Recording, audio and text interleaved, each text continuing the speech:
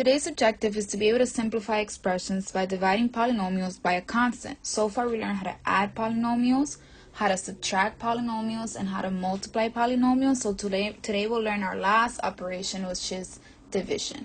Before we look at polynomials, let's just look at a simpler fraction. Here we have 4 plus 8 over 2. First we must know what operation a fraction represents. We should know that a fraction represents division, and so anytime I see this fraction bar like what I have over here, this fraction bar here, this is telling me that I'm dividing whatever is on top, so this 4 plus 8 divided by this 2 that I have over here. So we want to look at this fraction and we want to figure out, well, what do we get when we divide 4 plus 8 divided by 2? And there's a couple of ways that we can do that. One way that I can do this is I can take what's on the top or what's in my numerator and add them together. So I can do 4 plus 8 to give me 12. Therefore, I have 12 divided by 2. And if I divide 12 divided by 2, well, that's going to give me 6. So 4 plus 8 divided by 2 gives me 6. However, there's also another way that we can divide this without following this process. The other way we can divide this fraction now is by actually breaking up the big fraction into smaller fractions that we can divide more easily. So I can actually break this up into 4 divided by 2 plus 8 divided by 2. And if I do it this way, well, 4 divided by 2 I know is 2, and 8 divided by 2 I know is 4, and when I add those two things, well, it'll give me 6, the same way that I got in the previous process. So we're going to be using that same idea of taking a fraction and breaking it up into smaller fractions to divide in order to divide our polynomials out. Here in this example, we have 25k to the second plus 15k divided by 5.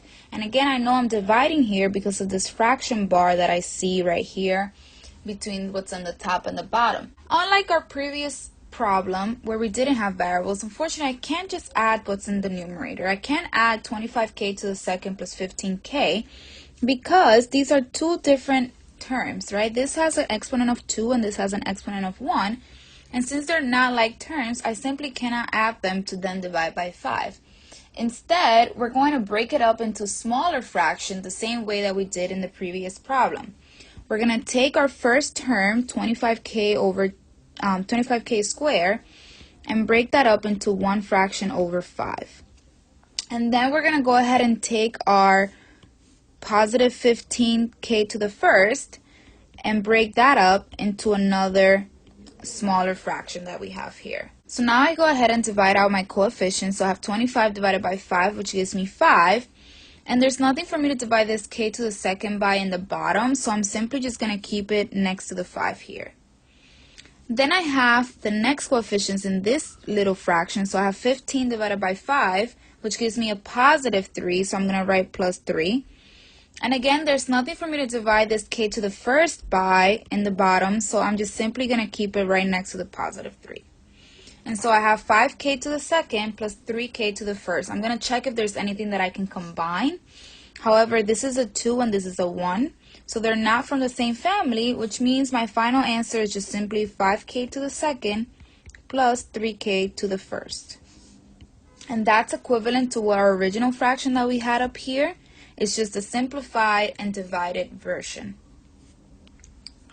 So here we have, what is 18x to the second minus 12x plus 6 divided by 6? So here the question is given to us in the form of a word problem, but we already know that the operation that we're doing here is division, since it's telling us that we're dividing. So our job is first to set it up.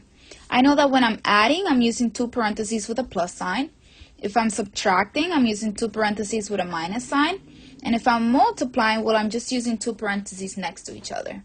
But if I'm dividing, then that means that I'm using a fraction bar with the two things that I'm going to divide.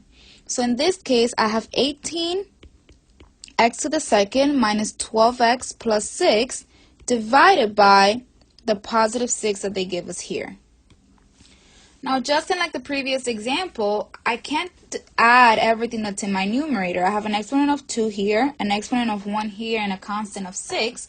So I can't simply just add those things up and then divide by 6. Instead, we're going to go ahead and break this big fraction into smaller ones the same way that we did before. So first we have 18x squared over 6. Then we have negative 12x to the first over 6 again. And then last we have a positive 6 over 6. All I did was take each term and divide it by whatever is in my denominator or whatever is in the bottom. Notice that if I have 3 terms here, then I must have 3 smaller fractions over here. If I only had 2 terms, like what we had in our first example, for example, then that means that I should have 2 smaller fractions down here as well. So the number of terms that you have in the top expression will tell you how many smaller fractions you should have as a way of self-checking when you're doing these problems on your own. So now that I have my 3 smaller fractions, and again I can start dividing. I divide my coefficients with coefficients and variables with variables. In this case, I don't have any variables in the denominator, so I'm only going to be dividing out coefficients. So here I have 18 divided by 6, which gives me 3. And again, there's nothing for me to divide this x squared with, so I'm simply just going to keep it right next to this positive 3. Then I have negative 12 divided by 6, and that's a negative 2, so I'm going to put minus 2 right here. And there's nothing for me to divide this x to the first by, so I'm simply just going to write it right next to the negative 2. And then last but not least, I have positive 6 divided by positive 6, which is going to turn into a 1, since anything divided by itself gives me just 1. So positive 6 divided by 6 is positive 1, so I want to make sure that I write that there. This does not cancel out. This 1 does not disappear.